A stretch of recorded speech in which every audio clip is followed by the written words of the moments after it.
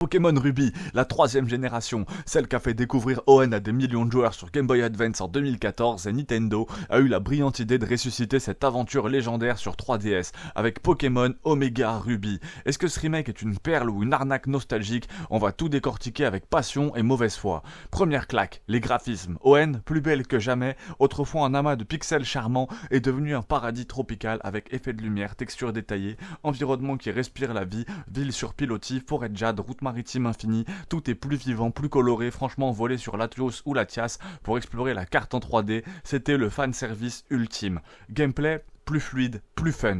Système de combat qui hérite des améliorations de XY. Animation plus dynamique, interface plus lisible et surtout les méga évolutions. Dracofeu X, Rayquaza Mega, éclater des teams entières, c'est juste du bonheur. Et la Navidex, qui permet de chasser des Pokémon rares avec des talents spéciaux, ce qui réinvente littéralement l'exploration. Le scénario, un coup de pinceau léger.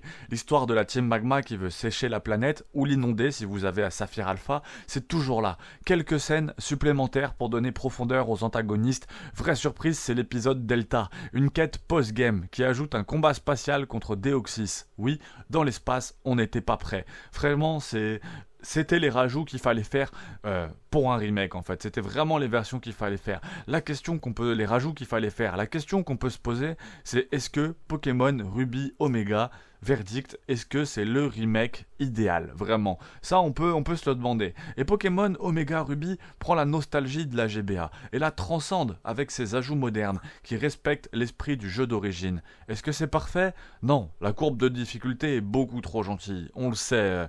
Et certains auraient aimé plus de nouvelles zones aussi. Et c'est vrai que cette courbe de difficulté, très facile malheureusement, surtout dans les combats, c'est un peu pour moi le seul défaut de Pokémon. On a une courbe de difficulté très facile dans les combats et on peut avoir de très légers blocages des fois dans l'exploration et dans le jeu. Mais c'est pas grave.